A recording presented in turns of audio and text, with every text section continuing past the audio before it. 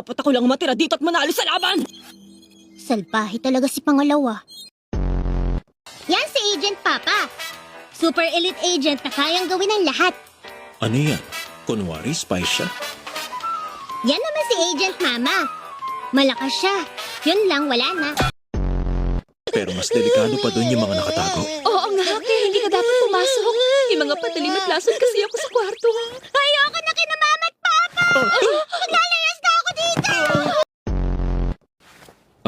Mukha namang silang cute at matatalino, di ba? Anya?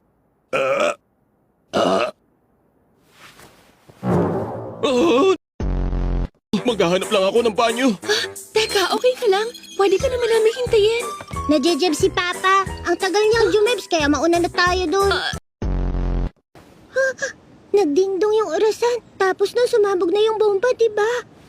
Kapag nasa taas yung mga kamay. Ibig sabihin, meron na lang kaming...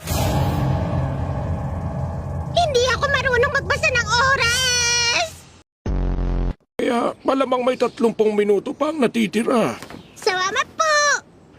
30. Bilisan na natin! Huh? Ilang minuto yung 30? Ayoko! Itong aso ang gusto ni Anya! Anong sinasabi mo dyan? Alagaan ni Anya itong aso! Hindi pwede. Aso ng mga salbahing mamay ang Pero asong... niligtas niya si Anya sa kanila! Pero nung isang araw, ang sabi mo gusto mo na maliit na aso, hindi ba? Gusto ni Anya to! Gusto ko malaking aso! Huwag ka nga magpasaway. Kapag hindi natin siya inampon, maglalaya si Anya at hindi napapasok sa school. Anong kailangan mo?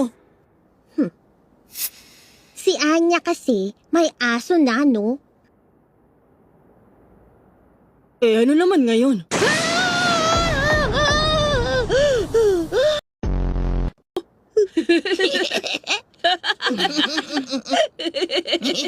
Ano bang pangalan ng aso mo?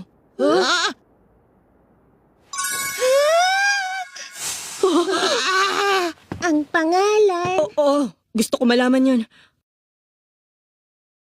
aso?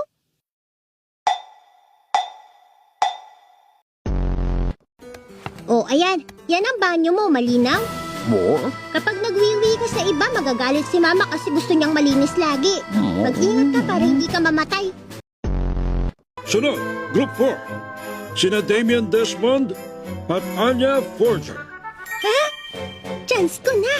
God damn it! Sabi ko na nga ba mangyayari to eh! Hoy ikaw! Huwag ka maging pabigat sa akin! Nakuha mo!